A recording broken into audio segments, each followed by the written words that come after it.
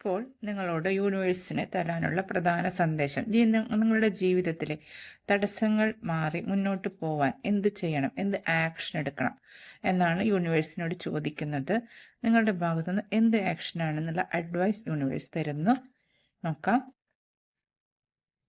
ആദ്യമായി പറയുന്നത് clear out the clutter എന്നാണ് പറയുന്നത്. ഫ്രോഗ് സ്പിരിറ്റ്, അതായത് നിങ്ങളുടെ ജീവിതത്തിൽ അനാവശ്യമായ പലതിനെയും നമ്മൾ കൂടെ കൊണ്ട് നടക്കുന്നുണ്ടെങ്കിൽ അതെല്ലാം ഒഴിവാക്കണം.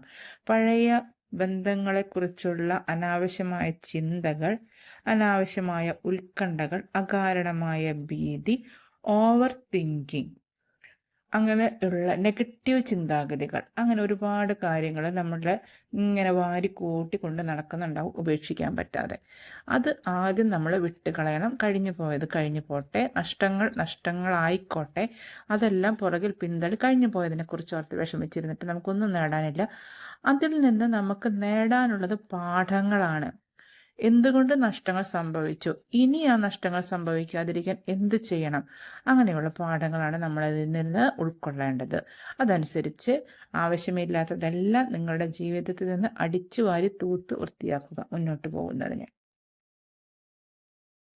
രണ്ടാമത്തെ നിർദ്ദേശം വന്നിരിക്കുന്നത് ടർക്കി സ്പിരിറ്റാണ്. Give with gratitude and grace.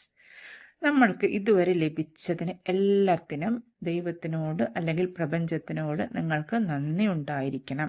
നമുക്ക് ലഭിച്ച എന്തിനും, നമ്മുടെ ശരീരം, ആത്മാവ് മുതൽ ഇന്ന് രാവിലെ നമ്മൾക്ക് എണീക്കാൻ സാധിച്ച ആരോഗ്യം, കഴിക്കാൻ ലഭിച്ച ഭക്ഷണം, എല്ലാ കാര്യത്തിനും, ഓരോ ചെറിയ കാര്യത്തിനും നമ്മൾ നന്ദിയുള്ളവരായിരിക്കണം. ഇതൊന്നും നമുക്ക് അവകാശപ്പെട്ടതല്ല, ഇതെല്ലാം നമുക്ക് ലഭിച്ചതാണ്, അനുഗ്രഹമായി ലഭിച്ചതാണെന്നുള്ള അവബോധം ആദ്യം ഉണ്ടായിരിക്കണം.